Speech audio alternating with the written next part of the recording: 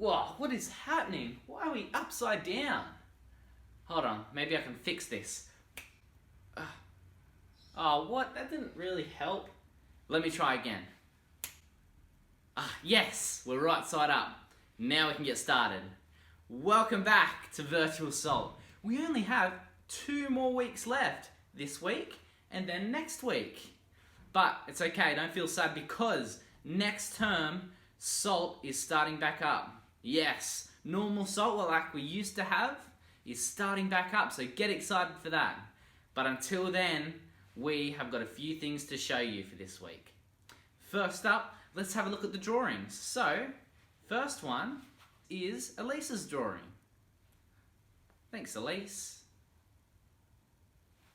Alright, well, I'm going to hand it over to the weather, and then we're going to have a look at the story for today.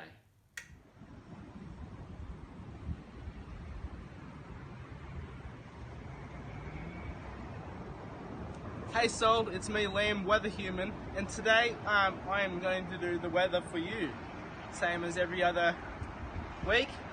Today is quite sunny with a chance of the ocean behind me. So the ocean holds fish, and people eat fish sometimes. Yeah. Once again, Jesus used stories to teach the people. The kingdom of heaven is like what happened when a king gave a wedding banquet for his son. The king sent some servants to tell the invited guests to come to the banquet, but the guests refused. He sent other servants to say to the guests, "The banquet is ready. My cattle and prize calves have all been prepared. Everything is ready. Come to the banquet." But the guests did not pay any attention. Some of them left for their farms and some went to their places of business. Others grabbed the servants, then beat them up and killed them. This made the king so furious that he sent an army to kill those murderers and burn down their city.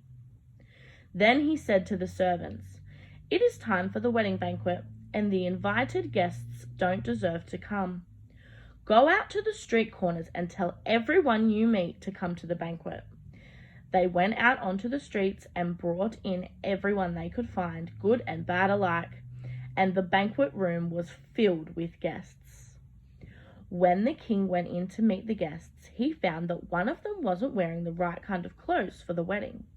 The king asked, "Friend, why didn't you wear proper clothes for the wedding?" But the guest had no excuse. So the king gave orders for that person to be tied hand and foot and to be thrown out inside into the dark. That's where people will cry and grit their teeth in pain. Many are invited, but only a few are chosen.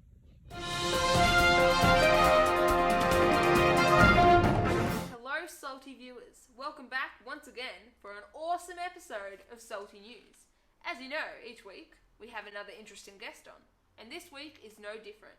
Today we have the king from the wedding banquet parable, and he is here with us to explain exactly what is going on in the story. So, here we go. Hi, so I'm the king. Thanks for having me. And I'm really excited to share this story because there is more to this story than what meets the eye. Well, okay. So it's about a king throwing a wedding party for his son, but then the people he originally invited turned him down. So he invites everyone else. What more is there to this story? Yes, well, the king, that's me, is representative of God the Father. And the son in the story is representative of Jesus. And all the people that the king invites in the story represents all the people that God wants to be with him in heaven. Oh yeah, that makes sense. What I don't get is the first group of people and who they represent. You know, the ones who turned you down and hurt your servants.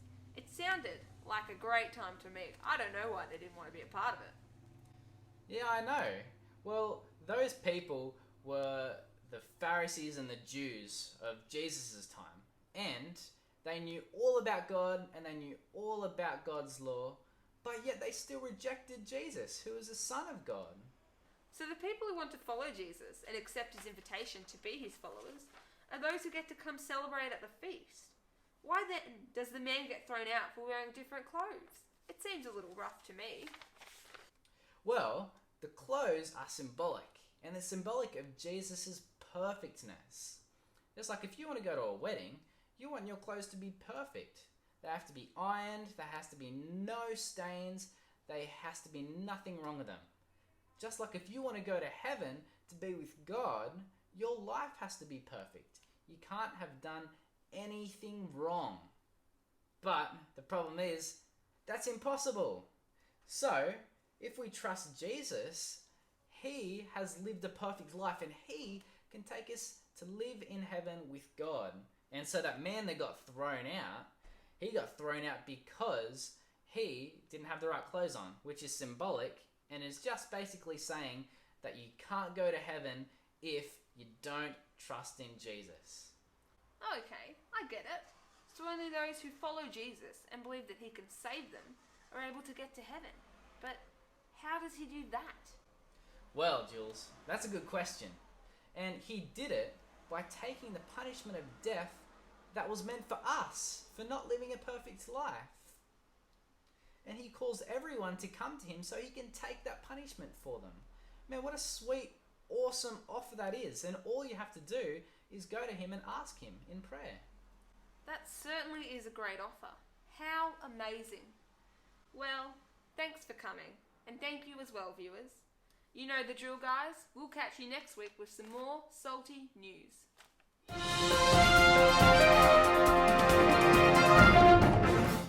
Man, what a good looking bloke that king was. And how cool is it that that story pointed towards Jesus? I want to see your best pictures of the king for next week. These will be the last pictures we get to draw. Anyway, that's all for this week. See ya!